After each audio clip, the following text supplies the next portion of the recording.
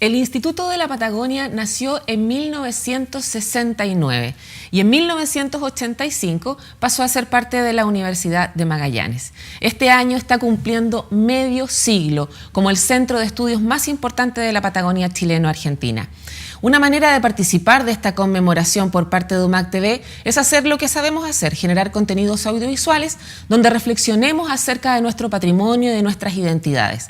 Y para eso hemos invitado en este programa a 3 licenciados en ciencias que nos van a acompañar a recorrer un poco estos 50 años y también hablar acerca de lo que se está haciendo hoy en sus respectivas áreas. Quisiera partir presentando a don Carlos Ríos Cardosa. Él es licenciado en Ciencias, magíster en Ciencias, mención Ecología y doctor en Recursos Naturales. Muchas gracias, Carlos. Juan Marcos Enríquez, licenciado en Ciencias Biológicas y doctor en Ciencias Biológicas. Hola, Paula. Muchas gracias. Y Jorge Gibbons Escobar, magíster en Zoología y licenciado en Ciencias. Muchas gracias por venir. A ti. Lo primero que quiero preguntarles de manera resumida es que me cuenten a qué se dedica cada uno de ustedes dentro del instituto, partiendo por Carlos. Partiendo por mí. Bueno, sí. La verdad es que en el último tiempo mi orientación ha estado fundamentalmente orientada a redefinir mi línea de trabajo, después de haber estado un tiempo en la administración de la universidad y volviendo como a las raíces de mi actividad como investigador. ¿Director cuánto tiempo? 6 años. ¿Del instituto? Del instituto más otros años en otras labores administrativas, pero que me sacaron de contexto de investigación, claro, de la investigación.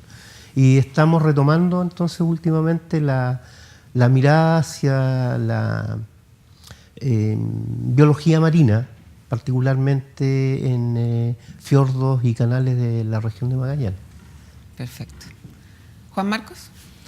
Hola. Enríquez Troncoso, me faltó decir. Sí, hola. Yo soy botánico, trabajo en el laboratorio de botánica del instituto y desde que ingresé al instituto he tenido algunas tareas asignadas que tienen que ver con el laboratorio propiamente tal. Nosotros como laboratorio tenemos una sala de colecciones, que en este caso es el herbario del Instituto de la Patagonia, un centro de documentación de las colecciones botánicas que se han hecho en la historia del instituto y además con otras universidades y otros colaboradores. Eso lleva la mantención de esas colecciones, lleva el tratamiento, la posibilidad de generar información a partir de una base de datos, y esa es una tarea permanente por la cual fui contratado además en la universidad hace muchos años atrás. ¿Cuántos? 25. Yeah. 25 años. A eso vienen asociadas las tareas por las cuales se crea Herbario, que tiene que ver con el fundador uno de los fundadores del instituto y del laboratorio donde trabajo, que es don Edmundo Pisano, y que era biogeógrafo, o sea, documentaba la riqueza de especies y su distribución en fuego Patagonia, como le llamaba él. Y eso lleva a hacer constantes visitas a terreno para tratar de seguir documentando aquellos puntos donde hoy día no tenemos registro, o hemos pasado a hacer trabajos de biodiversidad asociando riquezas de especies concentradas en algunas partes, viendo dónde hay especies raras, en fin, eso es una tarea permanente asociada. Y en mi especialidad, posteriormente el doctorado, empecé a agregar otras variables a esa distribución y que tienen que ver con ecología reciente, cómo complementamos los trabajos de grandes investigadores que tienen que ver con la reconstrucción del clima y la vegetación en el pasado y cómo nosotros podemos contribuir ahora a las interpretaciones recientes con los patrones de distribución de las plantas hoy día. Más o menos eso, se han sumado más colegas, tenemos más colegas, tenemos a Susana Morano trabajando en el laboratorio, haciéndose cargo de precisamente la documentación de las colecciones, y tenemos a Osvaldo Vidal, que está trabajando en restauración ecológica, que es todo un desafío también en Magallanes, considerando la explotación que han tenido los recursos naturales de la zona. Así que con eso hemos logrado un equipo que tiene una amplia visión, al menos para enfrentar los desafíos de investigación en la zona. gracias. Y Jorge. Sí, yo soy zoólogo y soy heredero de una línea que en el mismo laboratorio desarrolló Walter Seefeld. Y el tema principal que más nos interesa, o el grupo principal, son los mamíferos marinos. Y dentro de los mamíferos marinos trabajamos en estudios poblacionales, ecología, socioecología, conducta, y en general participando con grupos de diferentes países y lugares de Chile, no solamente en la región. ¿Cuánto tiempo en la universidad, en el instituto en particular? 20 años. 20 años. ¿Y tú, Carlos? Bastantes años. Yo llegué al instituto el año, ya ni me acuerdo el año, ¿No? el año 70. Ah, muy bien. El año 79. El año 79. 1979 para ser más. 40 años entonces. 40 años, sí. ¿Qué tal? Bueno, uno de los objetivos permanentes que dice el Instituto de la Patagonia que tiene en su desarrollo es contribuir al conocimiento científico y al desarrollo cultural y social de la región austral de América. Desde las áreas que ustedes trabajan, ¿cómo se ha aportado estos 50 años específicamente a este punto, al desarrollo cultural y social del Cono Sur y también a la generación de conocimiento científico? ¿Quién quiere partir? Bueno, cuando yo llego al instituto, el tema de moda en ese momento era el gran impacto que generó el Metula, el derrame de petróleo que causó el Metula.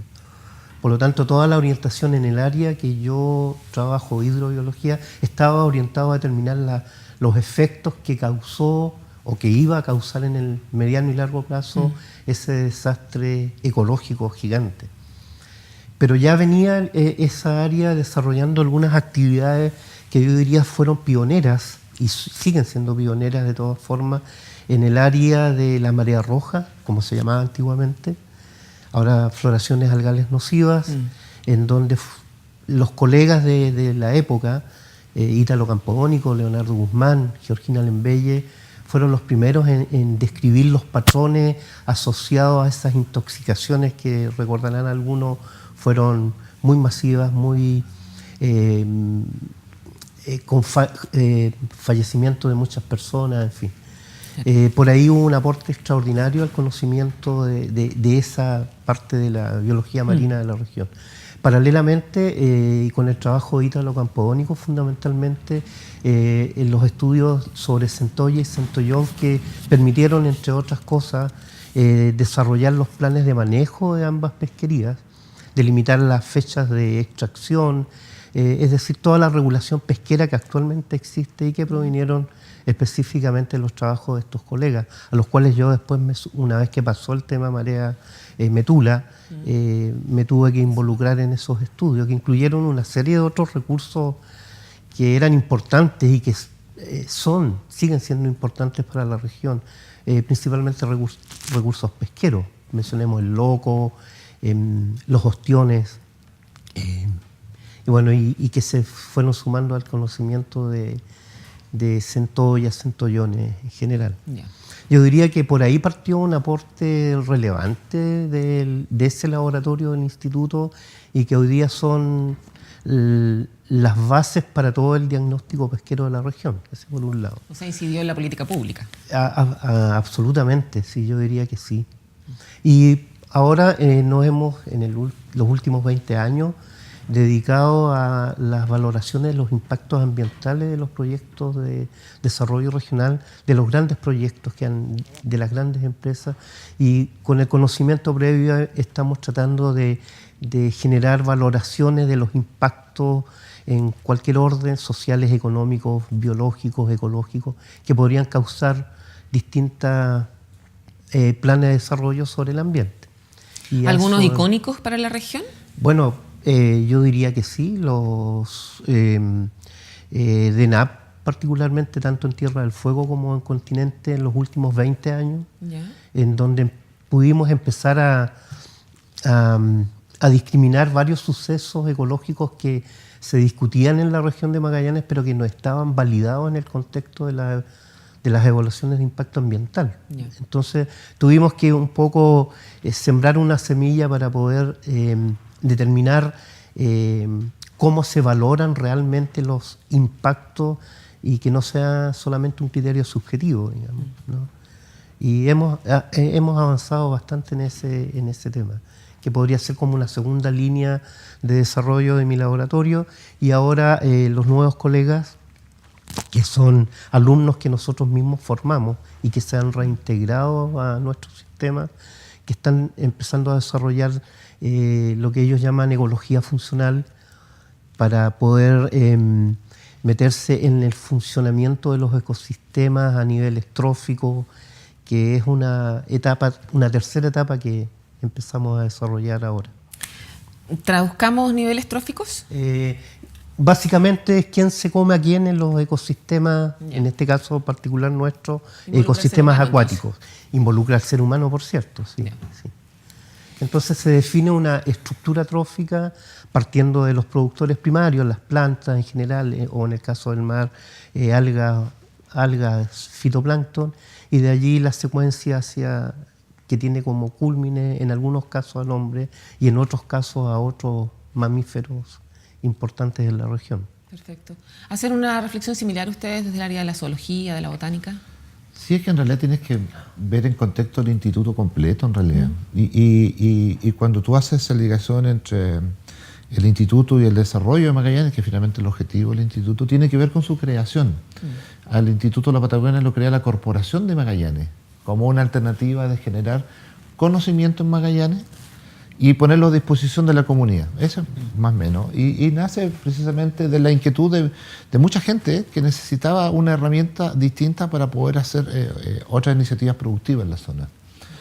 Reflejo quizás de esa ligazón importante del instituto con la comunidad es que el instituto debe ser probablemente la única institución que tiene 4 ciudadanos ilustres de Magallanes. Y eso te da una relación directa con los problemas de la gente. Seguramente a partir de eso se hace la proposición de destacar a un académico de cada uno de los áreas que tenía el instituto en su momento. Recordemos cuáles son sus nombres. Cañón era el geólogo, Lothar Blum, Mateo Martinich y Edmundo Pisano. O sea, las 4 áreas del instituto, el área de ciencias humanas, ciencias naturales, el centro de horticultura y ciencias de la tierra, eran precisamente tenemos un ciudadano ilustre de cada una de ellas. Y obviamente mucho del quehacer inicial del instituto tenía relación con eso. Cuando se crean las nuevas comunas, los primeros planes o líneas base de esas comunas fueron creadas a través del instituto y están publicadas acá en la biblioteca del instituto a través de la serie de monografías. De igual forma se crea, no sé, el centro meteorológico, que es una alternativa también de entregar información directa a los ciudadanos. Y esa información directa se usaba en los medios de comunicación, se sigue usando hasta el día de hoy. Y además se usaba para algunos planes de manejo que se usan en las estancias en Magallanes, que tienen que ver con algunas temperaturas que son vitales para trabajar y manejar el ganado. Hay conocimiento que se va generando y que va en directa relación con el quehacer normal de la ciudadana hoy día en sus áreas productivas. Quizá uno debe recordar el episodio de Marea Roja a principios de los años 80, 81 creo que fue, en que los médicos encuentran por primera vez una patología que no sabían cuál era su origen, y alguien liga eso a la posibilidad de que sea Marea Roja, y la fuente de donde lograron sacar información tiene que ver con revisar los anales del Instituto de la Patagonia y ver qué investigación había, y se parecía mucho a lo que se describía en un artículo que no, si me equivoco, que es de Ítalo o con Leo Guzmán. Campónico. Y contactan al instituto y pudieron salvar en ese tiempo al resto de los pacientes cuando fueron las primeras intoxicaciones con resultado de muerte. ¿Te fijas? Ahí hay una relación muy estrecha entonces entre el Estado y la generación de conocimiento. No solamente genera el conocimiento, sino que la gente lo siente muy disponible. Por lo tanto, era muy común, y si tú vas a un hostal acá en Punta Arenas o en cualquier parte de la ciudad, lo más probable es que en una parte estén los anales del Instituto de la Patagonia como una forma directa de lectura. Eso me parece súper interesante. Conocimiento que se entrega no con fines aplicados, pero que finalmente el ciudadano los aplica muy bien a su quehacer. ¿Y eso cómo se vivió en botánica? En botánica, bueno, nosotros somos herederos del conocimiento de Don Edmundo. Yo creo que no hay, tanto a nivel nacional como local, a nivel nacional se cita el mapa biogeográfico pisano, que interpreta quizás por primera vez la relación clima y distribución de vegetación en Chile, y que hasta el día de hoy se estudia en las principales facultades de Chile. Y por algo al profesor Pisano se le considera el profesor de casi todos los botánicos en Chile hoy día. Pero posteriormente, hoy día, yo creo que no hay nadie que no haya citado Pisano 77, artículo lo anales del Instituto, que habla de la distribución de las comunidades en Magallanes. Además, porque él vinculaba el suelo, el clima, para poder interpretar precisamente la distribución de la vegetación. Él crea nuestra sala de colecciones, donde tenemos un depósito que es altamente citado hoy día y que nos permite además contactarnos con las tendencias en conservación hoy día a través de nodos que está impulsando, por ejemplo, el Ministerio de Medio Ambiente.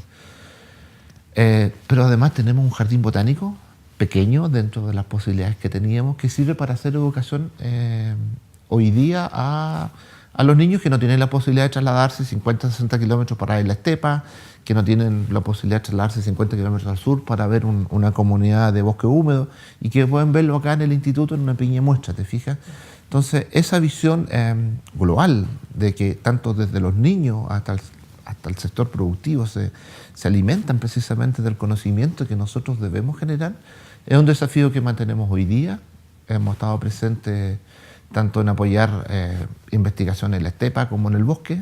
Hemos sido parte de quizás los grandes desafíos de consultoría en el último tiempo y esperamos seguir contribuyendo a eso. ¿Consultorías alguna que destacaras como ícono regional? Es que uno ha estado en las dos partes de repente. Hoy día, a propósito que Carlos citaba el tema de las evaluaciones ambientales, nosotros nos hemos tratado de mantener una posición casi de árbitro, entregando el conocimiento tanto a las agrupaciones ambientalistas que lo necesitan, pero al mismo tiempo a través del GEA, el Grupo de Estudios Ambientales, también generando la información para que las líneas bases que hagan las empresas sean correctas y sean apropiadas. ¿Y qué sectores o en qué proyectos han participado en ese sentido? Participamos en Trillium por mucho tiempo. A propósito, el inicio de la evaluación ambiental, si bien el comité científico estaba constituido por casi 10 doctores a nivel nacional, Pisano era uno de ellos, pero todas las primeras investigaciones en el lugar, las primeras aproximaciones se hicieron a través del inicio del GEA, donde participaste tú, Don Edmundo, Nicolás Butorich, como en ese tiempo alumno todavía, pero iniciando su trabajo de meteorología, Erika Musque, que hoy día es colega del área también de biología. En fin, logramos hacer las primeras líneas base y el inicio para que la comisión científica pueda después desplegar las necesidades de investigación en el área. Me recuerdo como emblemática porque yo creo que fue el primer estudio de impacto ambiental en la zona. Nacional incluso. Incluso, por lo tanto, somos pioneros en ese momento, si bien pertenecimos a un conglomerado de investigadores que participaron en eso, pero el instituto, creo que la Comisión Científica a nivel nacional no se imaginaba hacer línea base en Magallanes sin considerarlo los investigadores del instituto. Y yo creo que eso era un reconocimiento precisamente al trabajo que ya el instituto lleva 50 años haciendo. ¿Pasa lo mismo también en el área de zoología? Lo mismo en relación a que haya diálogo con empresas, con gobierno, con la comunidad. En el fondo aporta el desarrollo. Es que la relación ha sido variable a lo largo del tiempo porque la manera en que la región entiende a la misma región ha ido cambiando mucho. Las demandas de conocimiento han variado. Y en ese contexto de escenario variable o cambiante, lo que llama la atención en el caso de Instituto Patagonia y de Magallanes en particular es que se han dado el lujo de mantener líneas de investigación que en algunos casos se acercan a las demandas y en otros casos se alejan infinitamente. Y extrañamente, por ejemplo, hay momentos en que las cosas que eran absolutamente inútiles de lo que hacíamos nosotros ahora son de mayor demanda y a veces al revés también. Por lo tanto, ¿Ejemplo? Por ejemplo, socioecología de ballenas o de delfines. Ya. Eso era como una cosa absolutamente... ¿Qué es la socioecología? Básicamente es la manera en que se ordenan y se relacionan los individuos dentro de una población particular en relación al ambiente en el que se encuentran. Nosotros estamos viendo grandes cambios en este tipo de dinámicas sociales, lo cual sería esotérico, ¿no? Visto desde el punto de vista de la calle. Pero eso extrañamente ahora es más relevante porque estamos viendo que eso se empieza a ajustar en el largo plazo con variaciones ambientales que están indicando que los animales son sensibles a cambios ambientales importantes, y esto lo estamos viendo en la región y lo podemos comparar también con otros lugares desde aquí a Panamá. Ya. Por lo tanto, no puedo predecir exactamente en qué minuto lo que hago es útil, en qué minuto no lo puedo hacer. Pero ha sido en algunos casos. Sí. Ahora, este contexto, perdón, de cambio climático que mencionas, me imagino que hace que sea relevante varias cosas que eventualmente antes se hacían como ciencia básica y que ahora efectivamente tienen una visión de aplicación muy fuerte. Absolutamente.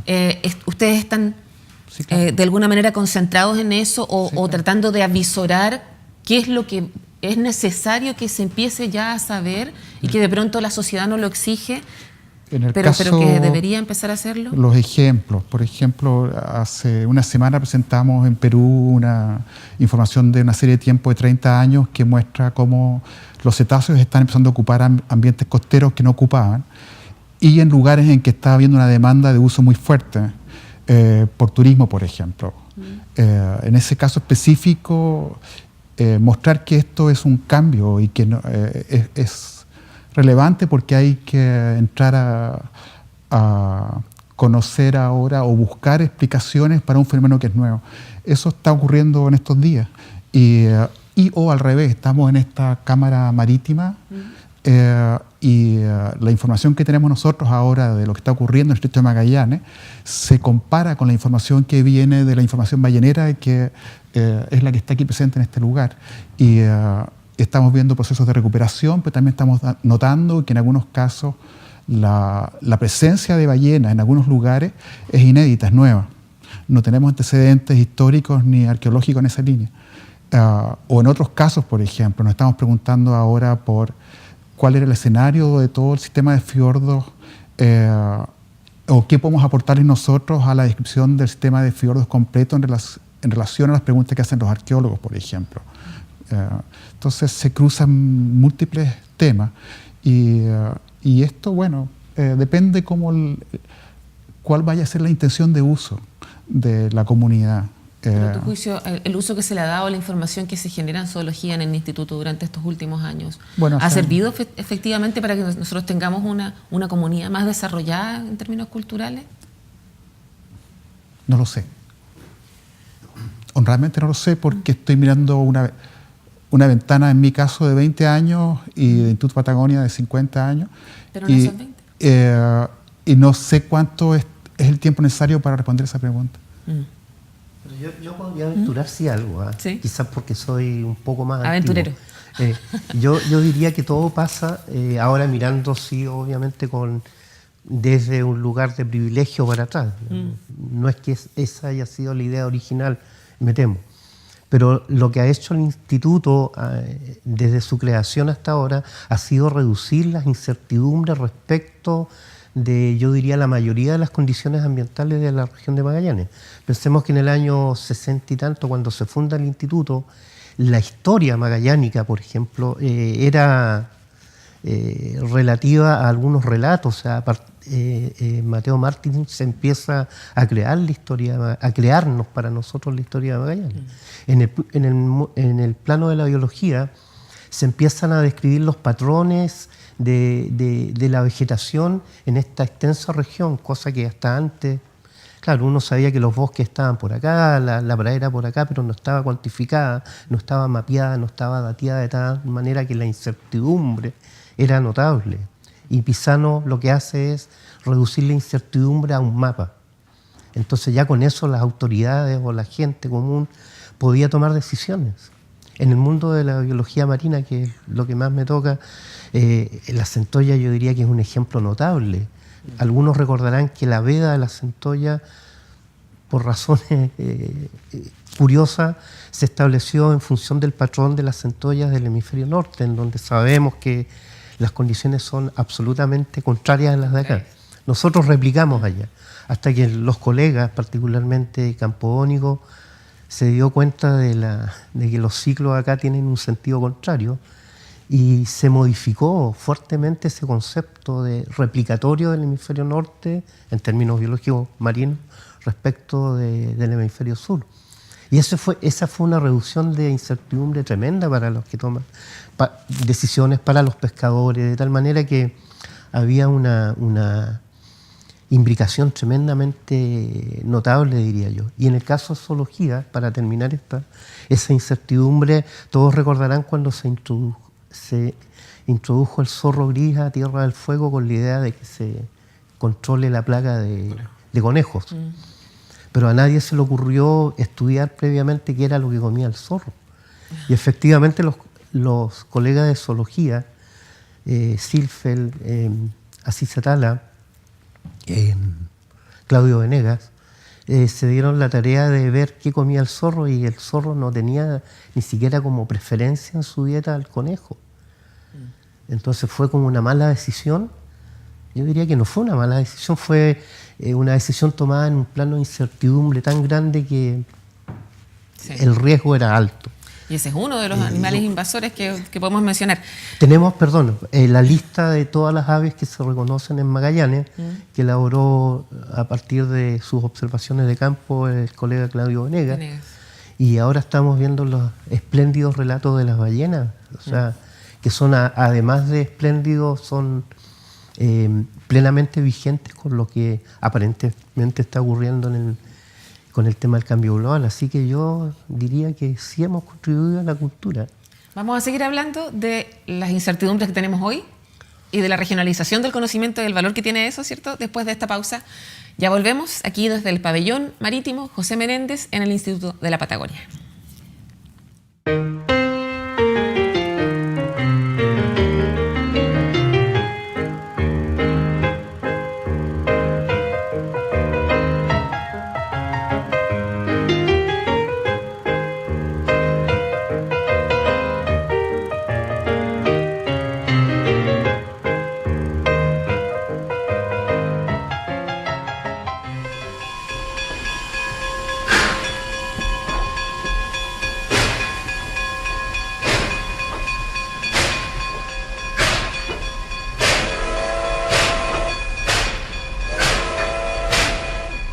Esta máquina perteneció a la Sociedad Ganadera de José Menéndez en la estancia San Gregorio, considerada como el primer establecimiento de crianza ovina en la Patagonia, cuya creación data de 1878 por Marius Andrew, convirtiéndose en un modelo ganadero industrial para las otras iniciativas ganaderas desarrolladas en la Patagonia y Tierra del Fuego.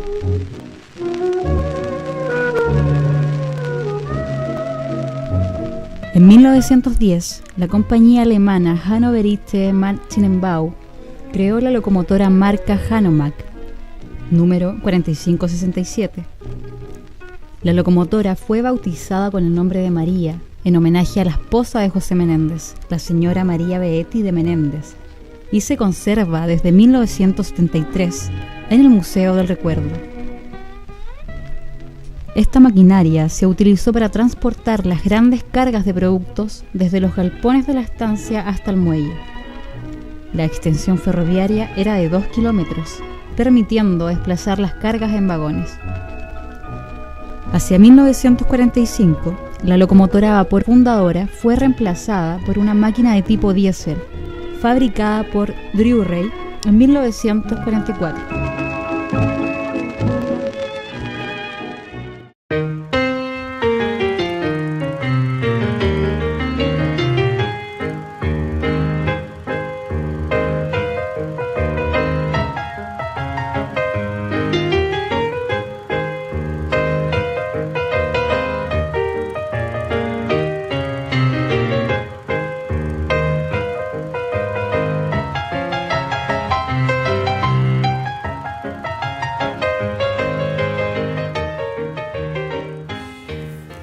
Bien, estamos de vuelta en el pabellón marítimo del Instituto de la Patagonia, que está cumpliendo 50 años de existencia, y estamos hablando precisamente de eso, del pasado, del futuro, con Carlos Ríos, Juan Marcos Enríquez y Jorge Gibbons.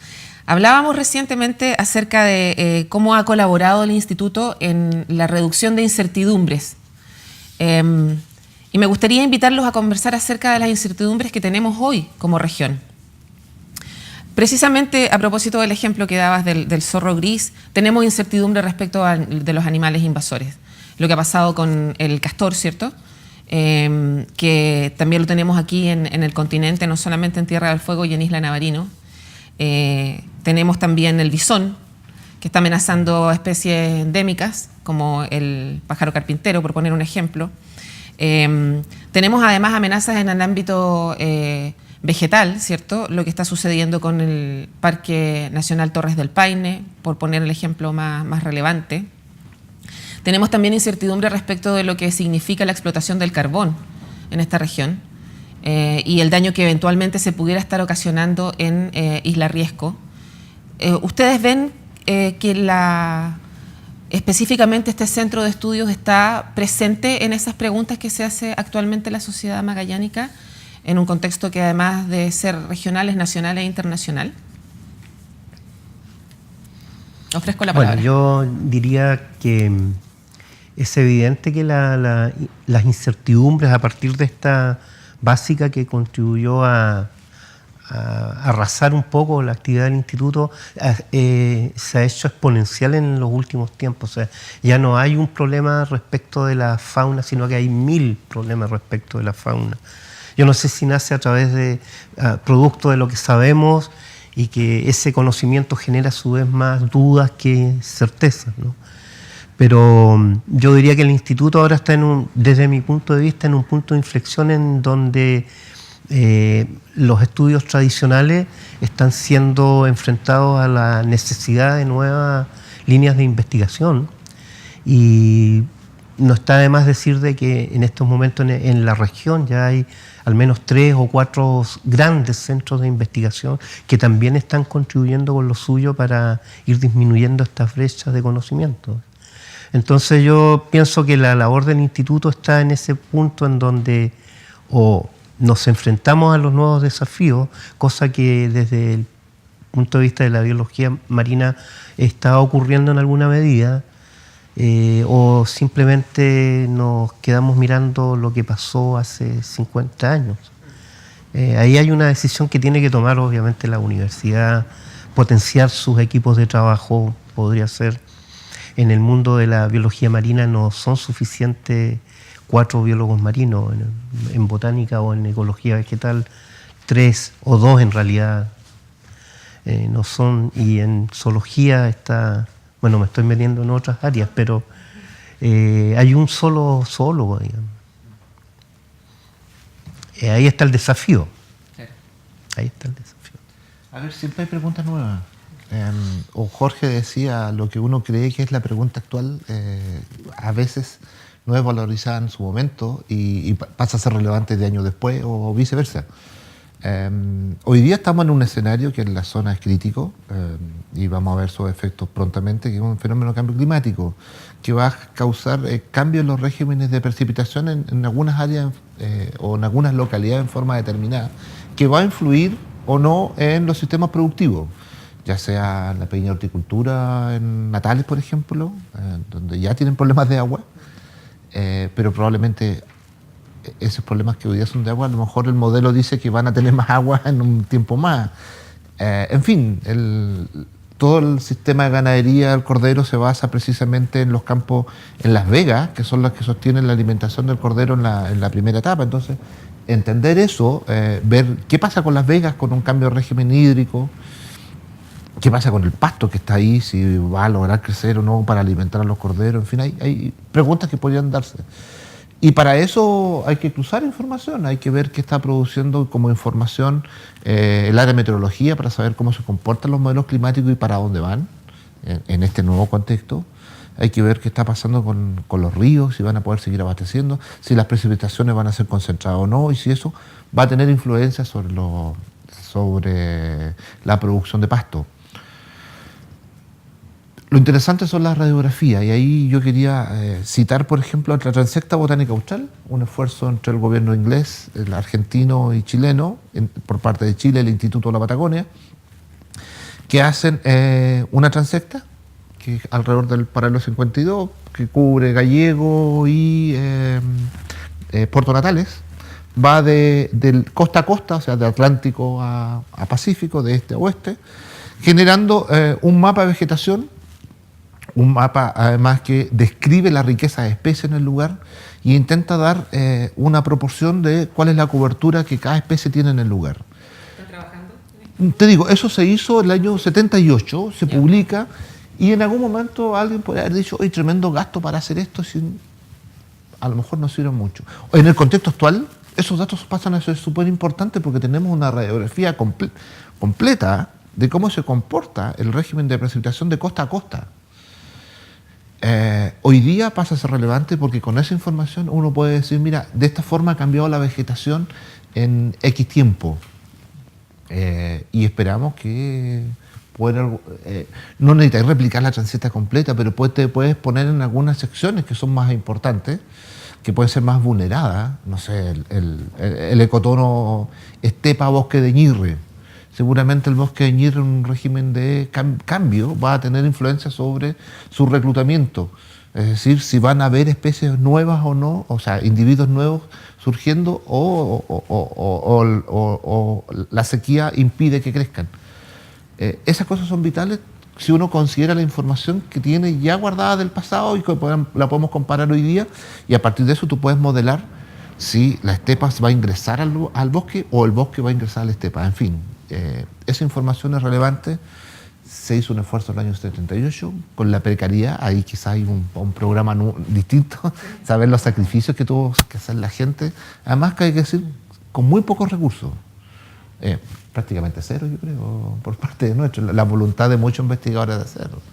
Entonces, claro que los desafíos se van actualizando y hay cosas que de repente basta tener el dato y uno lo puede relevar. No sé, yo recuerdo como hito nacional que te llaman para decir, oye, brotó la quila en Magallanes. A propósito, la quila es un pasto de bambú que tiene un ciclo que cada 40 años florece en todo Chile. Y te produjo la gran ratada del año 95, que genera los contactos de anta.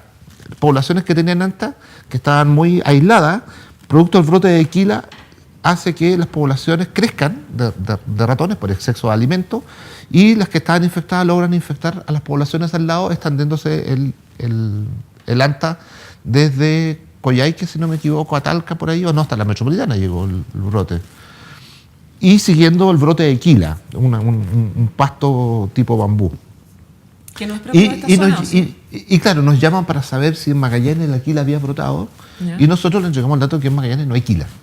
Y por lo tanto no estamos expuestos a que, y menos al contacto producto de la presencia. Y también nos preguntan por la presencia de ratón en ese tiempo.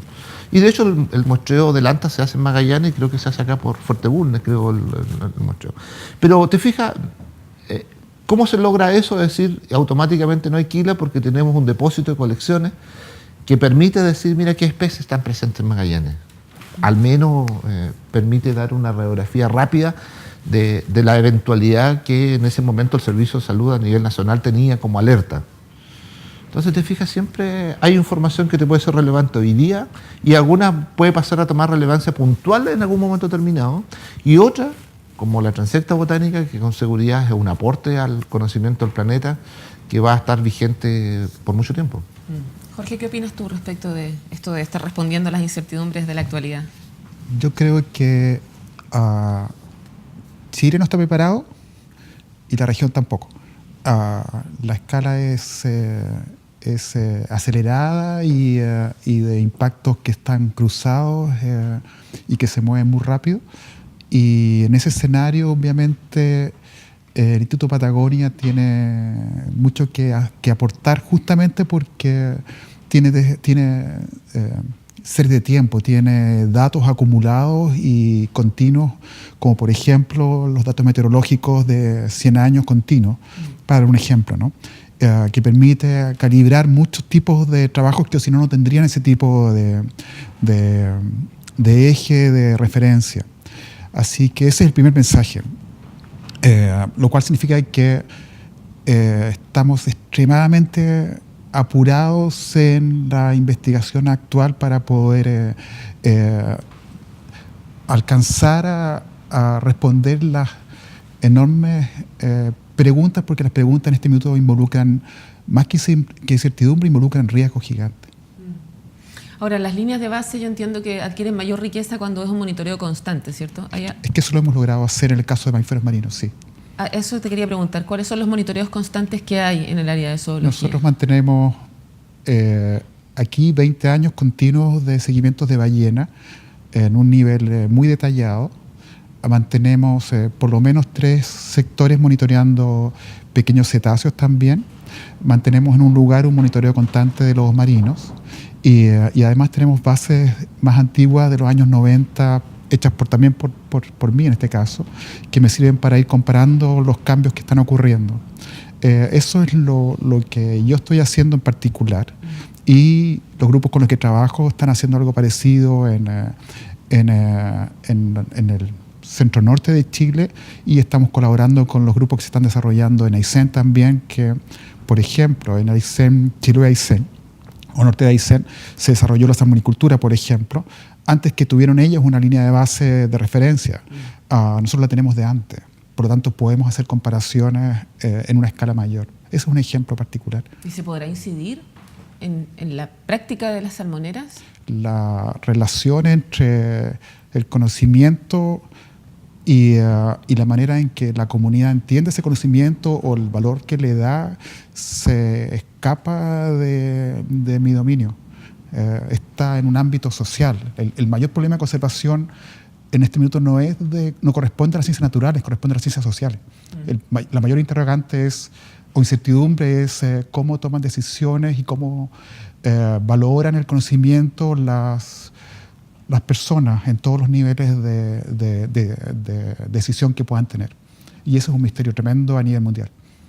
En las ciencias sociales precisamente se plantea que una de las eventuales respuestas que puede tener esta duda que tenemos de cómo, dado que nos damos cuenta de que hay cosas que están sucediendo y que no pueden seguir sucediendo, en el fondo sirvan para que las decisiones políticas cambien y las conductas ciudadanas también lo hagan.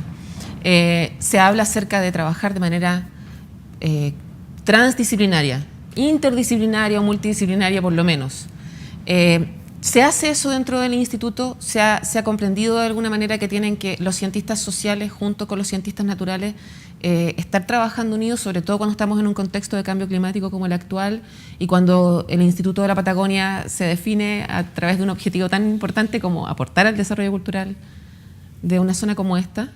En mi caso, los indicadores duros son al final qué produzco que sea transdisciplinario. En mi caso, en este momento estoy trabajando en 2 publicaciones científicas con arqueólogos de diferentes lugares. Ese es un indicador básicamente de cómo se cruza esto en ese nivel. Y en los proyectos que se están abriendo, por ejemplo, a nosotros nos llega una visita ahora, en 2 semanas más, en la cual queremos construir sistemas de entrega de la información que sea abierta, es decir, que se escape de la línea directa de publicar para que lo vean otros colegas, etcétera, y simplemente generar líneas que vamos a entregar la información a través de apps de celulares junto con la Universidad de Montreal. Ese es un ejemplo porque vamos muy lento, vamos infinitamente lento. Así que hay que romper esto, y eso significa que hay que sacrificar incluso la productividad científica para que le llegue más rápido a la comunidad. Estamos intentando hacer eso, sí. En el caso de ustedes, ¿cómo ven la relación no solamente con otros pares de otras disciplinas, sino que también con otras partes de la comunidad? De alguna manera lo mencionaban ustedes anteriormente, pero concentrándonos un poco más en eso, la relación con los órganos gubernamentales. A veces surge la iniciativa de parte de ellos, pero sabemos que de pronto ellos no ven la necesidad y tal vez podría ser más proactivo, digamos, el mundo científico en buscarlo. ¿Está ese movimiento hacia la ciudadanía? Sí, no solamente está, es casi una obligación de que esté. Incluso no es porque los investigadores así lo quieran, en la mayoría de los casos, sino porque es una obligación cada vez más imperiosa que nos impone la infraestructura del Estado. Por ejemplo, los Fondesit no pueden ir si no tiene la componente social fuertemente asociada a un proyecto que puede hacer de ciencia muy básica, digamos.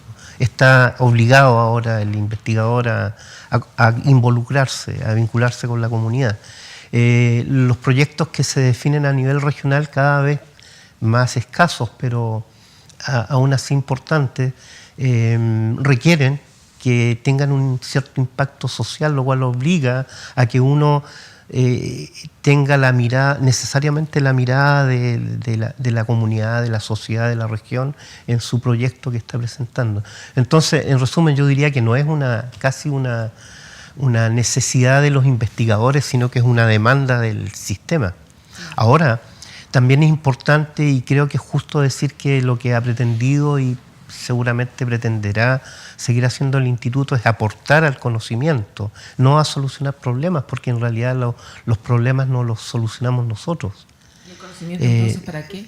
El conocimiento puede aportar a que los que toman decisiones, por ejemplo para la regulación pesquera, puedan tomar decisiones lo más acertadas posible respecto de cómo funciona el sistema en Magallanes. Eso lo podemos hacer nosotros, pero las decisiones respecto de cómo se van a manejar normalmente no las tomamos nosotros. Puedo dar el dato del caso de la centolla, que desde la época de Campodónico, por ejemplo, en los años 70, ya el problema de la pesca de las hembras era una tremenda fuente de impacto negativo para las poblaciones. Estamos hablando de hace casi 50 años atrás. El tema sigue siendo vigente, pero las decisiones... el problema lo detectó Campodónico, lo dio a conocer Campodónico, lo trató de regular Campodónico, pero obviamente no depende de él. Entonces, yo tengo la impresión de que la mayoría de las decisiones a veces no toman en cuenta las bases de conocimiento que genera el instituto, y no solo el instituto, la universidad en su conjunto, y los diferentes centros de investigación que hay acá, pero quizás falta en alguna medida vincularnos más fuertemente con los tomadores de decisiones. Pero ese es un desafío que es bidireccional, no solamente depende de lo que nosotros buenamente queramos poner en la mesa, sino también de cuán dispuestos están los otros comensales en aceptar nuestras cartas. Digamos. Bueno, aquí tenemos una persona que ha sido tomadora de decisión. ¿Qué opinas tú respecto de este tema? A ver, a mí mi inquietud como militante también de un partido político me ha llevado a cruzar ciencia con acción política muchas veces. He sido consejero regional y he sido Seremi Medio Ambiente, entonces detectas la necesidad de conocimiento en la ciudadanía y en la toma de decisiones de las autoridades. Y muchas veces andan muy alejados de esos vínculos con la academia y con el dato duro. Tú lo decías recién, o sea, no necesariamente la decisión política para una determinada situación tiene un respaldo sólido en el conocimiento con datos objetivizados, sino que muchas veces otras circunstancias hacen que se tomen decisiones. Inexplicable a esta altura es Quintero o Puchancaví, por ejemplo, que todos los datos científicos apuntan hacia un lado y se toman otro tipo de decisiones. O explicable a través de... Por eso te digo, pero por ahí... tema. Por eso te digo, entonces otras respuestas se tienen que buscar para algunas otras decisiones que se toman. Y no necesariamente tienen que ver con la creación de conocimientos desde la academia. Pero volviendo al tema del instituto, el instituto ha intentado hacer esa ligación fuerte desde su inicio. Y o sea, hay una conciencia, dices tú, dentro claro, de este centro de investigación al y respecto. todos nosotros intentamos hacerlo, pero te quedas con las exigencias que tienes en el día a día desde la academia y desde nuestro vínculo directo, porque somos parte de la Universidad de Magallanes, a rendir los indicadores con que la ciencia se está midiendo hoy día. Y que poco dan rédito a este tipo de vinculaciones y difusión del conocimiento. La universidad, a través de su fondo indirecto, del Fondo Indirecto del Estado para la educación, busca otros indicadores que no tienen que ver con este traspaso directo de información, a pesar de que te lo exijan en los proyectos. Pero no le da más recursos a la universidad por eso. Entonces, las primeras prioridades para nosotros tienen que ver, desde lo que la academia está exigiendo hoy día, que tiene que ver con publicaciones y proyectos. Y sin embargo, no perdemos la vocación, y también es un mandato de nuestras autoridades que no perdamos esa vinculación con la ciudadanía. Y tratamos de hacer un esfuerzo. Por ejemplo, nosotros somos parte de todas las comisiones que tiene el Estado en temas de biodiversidad o de ciencia. O sea, vamos a las comisiones del SAC, vamos a los planes de manejo de CONAF para cada una de las unidades. Somos parte importante de los que entregamos la información para toma de decisiones en ese tipo de comisiones. Y la universidad pone esas horas hombres gratis a disposición del Estado. Y lo ha hecho siempre y lo vamos a seguir haciendo. Y además nuestras autoridades nunca han cambiado esa política. Ha sido permanente que nos envían y la universidad entrega esas horas hombres a disposición. Uno ve también, lo que nos corresponde a nosotros como laboratorio, cada colegio que pide una visita al jardín botánico del instituto, la atendemos con la mejor de la disposición y tratando de poner a alguien que tenga el conocimiento para explicarle a los niños por qué crecen esas plantas en Magallanes y en qué lugar están, y además para que los niños se logren imaginar el contexto de dónde vienen esas plantas. En fin, tenemos el esfuerzo de mantener una revista científica, que como yo le decía al principio, genera conocimiento desde la academia, pero la ciudadanía la usa también como quien revisa un magazine y saca información desde ahí. Yo creo que la información más usada, y se lo decía Nicolás Botores otra vez, todo el mundo se fija en la última helada que más o menos viene en diciembre, y mucha gente busca ese dato en la revista por mucho tiempo. Por lo tanto, para nosotros es una obligación. Creo que de ese reflejo es que además tanto Mateo haya sido consejero regional, yo haya sido consejero regional, que nos busquen muchas veces para esta toma de decisiones.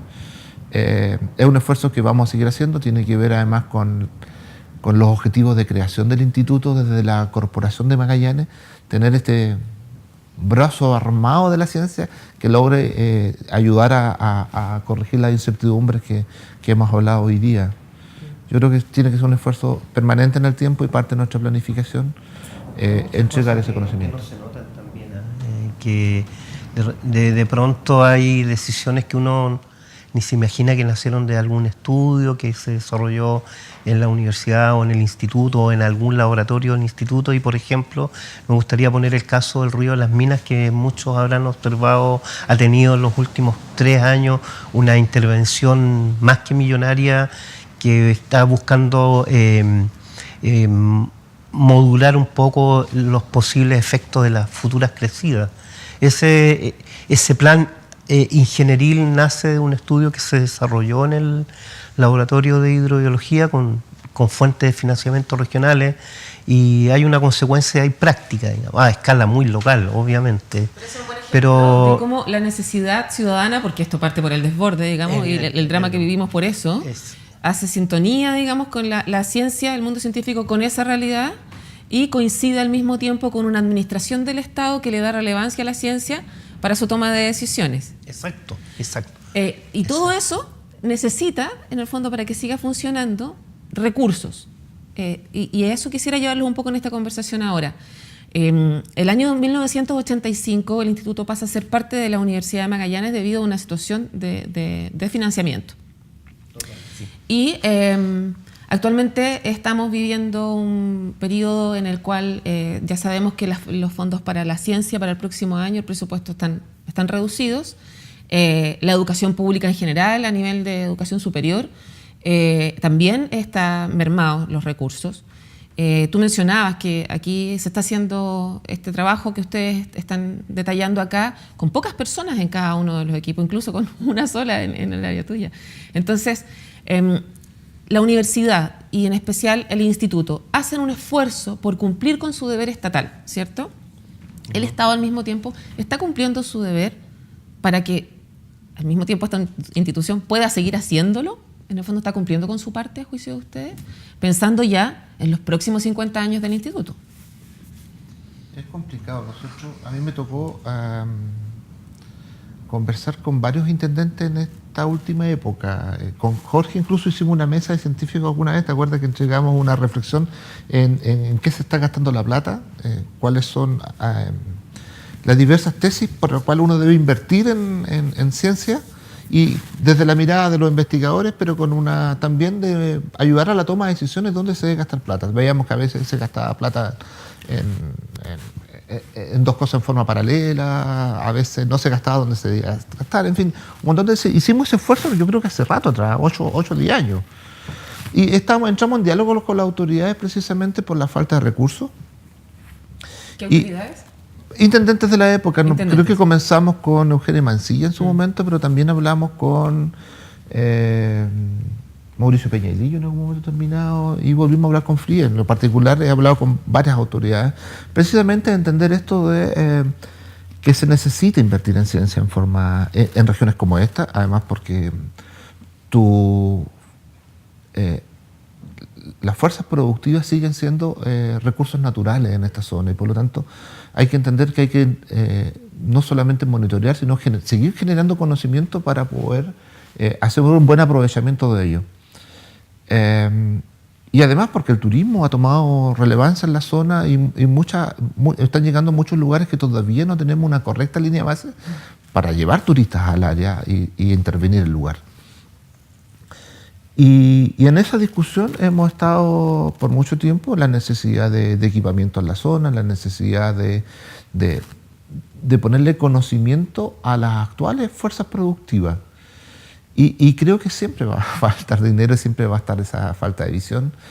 En el último tiempo, el intendente FLIE, antes que incluso yo llegara a ser seremi, yo llego en la última parte de su gobierno, ya iniciamos un diálogo y uno de sus frutos era poder preparar la llegada del futuro Ministerio de Ciencia en la zona. Y si bien hubo la relevancia por parte del intendente de poner un asesor que puso a Pedro Sandón en su momento, decía, hazle cargo, y logramos crear una especie de oficina de ciencia que ayuda a la toma de decisiones precisamente en la primera autoridad. Pero creo que los tiempos del Estado son demasiado lentos para poder dimensionar esto y poderles dar. Formamos una comisión regional con un fuerte componente ciudadano también, organizaciones sociales, el aparataje del Estado, más el sector productivo, para que se pongan de acuerdo en dónde hacer. Pero un dato muy relevante es que cuando uno logra colar el FNR y el Fondema, hay muy poco dinero invertido en ciencia. Y cuesta encontrar los proyectos concretos, porque muchas otras veces viene no la necesidad de generar conocimiento, sino para poder cubrir una falencia que el Estado tiene puntualmente por una demanda social y no desde la generación de conocimiento. Y por lo tanto, cuando uno cuela eso, se da cuenta que la inversión del gobierno regional, hoy día el presupuesto del FNR autorizado por ley equivale cerca del 5% del FNR que hay libertad para poder ocupar en ciencia en esas cosas. Sin embargo, el porcentaje debe bordar el 0,5 si uno hace un promedio en los últimos 20 años. Es muy poca la inversión en ciencia en esta zona, muy escasa. Y lo cual obliga precisamente a generar, ojalá, esta instancia. Y uno de los problemas que detectamos con el intendente FLIE en la última época era precisamente de que todos los ministerios se han creado con un resorte local siempre, un servicio, una dirección, y por primera vez se va a crear un ministerio que no tiene resortes locales. O sea, no se va a crear sobre un servicio ya creado que tenga una estructura ya estabilizada. Y por lo tanto es un misterio precisamente el aterrizaje en regiones. Jorge. Estaba pensando, como una digresión tal vez, pero cuando uno sigue el impacto de la ciencia, los rezagos, las diferencias temporales a veces son muy, muy extensas. Por ejemplo, recordaba que gran parte de la investigación en física, físico-química del siglo, que se transformaron finalmente en la revolución industrial del siglo XIX, fueron logrados casi con 50, 80 años de anticipación. Por lo tanto, no hubo una manera de vincular una cosa con la otra. En ese escenario, estas conversaciones son un poco complicadas. Dicho esto, yo creo que la estrategia más razonable es, primero, entender que la ciencia es abierta, no dependiente en particular del gobierno regional de turno, sino que es un ambiente competitivo a nivel internacional. Por lo tanto, hay fondos que se están moviendo según problemas prioritarios y, por ejemplo, en esta región está recibiendo a cruceros de investigación Canal Antártica, está sirviendo de base para las expediciones de la NASA, que acaban de ser realizadas hace 10 días, con vuelos nocturnos. Hay una multiplicidad de situaciones que son dinámicas y algunas creo que no pasan por la comunidad ni el gobierno regional. Y en ese escenario, el Instituto Patagonia y la universidad tienen que moverse hacia un sistema abierto y no a una relación específica con los gobiernos de turno. Sí. Es como relativo también. En mi opinión, yo tengo la impresión de que últimamente muchos de los problemas científicos se han transformado en algo así como la comida chatarra, ciencias chatarra, es decir, cosas que pueden solucionar aparentemente problemas inmediatos, pero que una vez gastada la plata o invertida la plata en ese proyecto resulta que no produce nada, ningún aporte. Tengo la impresión de que hay mucho de eso. Tenemos por lo menos un par de ejemplos, pero la duda, por lo menos desde la perspectiva de mi laboratorio, tiene que ver con las grandes preguntas que en este momento están moviendo al mundo, particularmente en el campo de la biología marina, que es donde tratamos de poner un poco más de conocimiento o de aportar más. Disculpa que te interrumpa, pero es en ese contexto que tú estás hablando y a propósito de esta descripción tan ilustrativa que hace Jorge del escenario mundial de la ciencia y de lo abierta que es, ¿cuál es la importancia que tú ves entonces respecto de la creación de conocimiento regional? Yo tengo la impresión de que, por lo menos desde mi experiencia, podrían existir dos fuertes conexiones.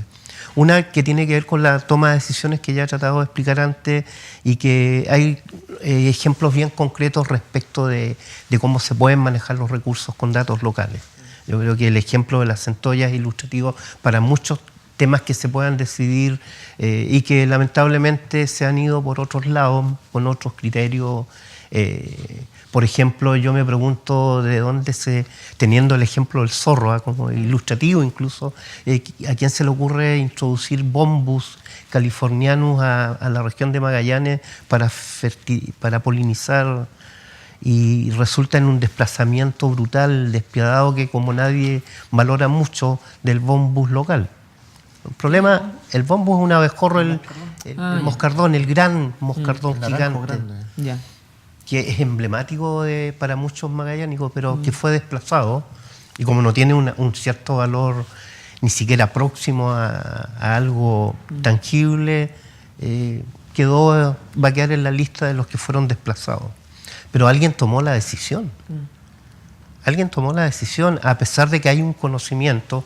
Tenemos entomólogos acá que podrían haber opinado, que han escrito, han publicado en nuestras revistas el conflicto, pero no se toma en cuenta. En fin, yo pienso que